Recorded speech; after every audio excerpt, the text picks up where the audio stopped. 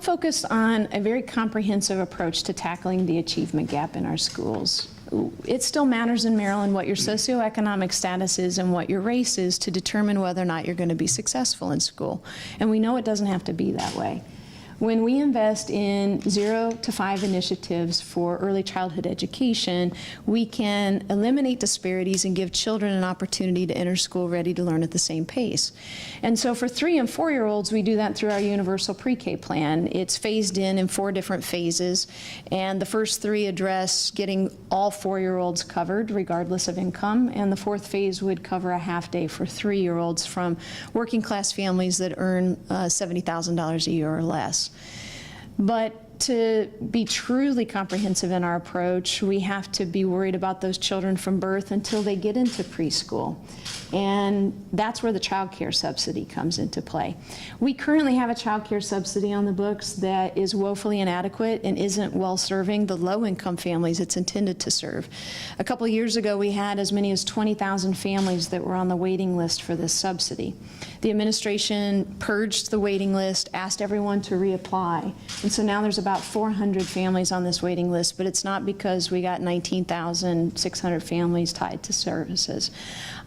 In that waiting list, boost the value of the voucher and transition it into a middle class benefit by the 4th phase in, allowing families to earn as much as $54,000 a year for this benefit, because children need an educational, nurturing, affordable child care setting in those early years.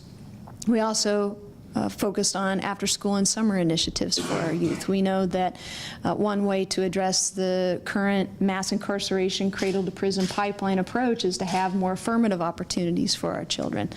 And you're right, all of these things don't come without costs. The child care expansion, if you look at all, the universal pre-K, if you look at all 4 phases, would be $280 million. 4 phases of child care, $90 million, $70 million in after-school and summer initiatives. But all of these can be offset with new revenue and various policy choices. Over the course of this campaign, I have tied the conversation about our failed marijuana prohibition laws as a revenue source for this. We would generate $160 million of new revenue if we were to legalize, tax, and regulate marijuana, and we can talk about that in more detail if you'd like. We have cost savings to our system of as much as $280 million associated with having decriminalized marijuana possession charges. We know that we save money in our special education system from the investments that we make in our early childhood education initiatives. And all of this is on a glide path to be phased in as the revenue is available.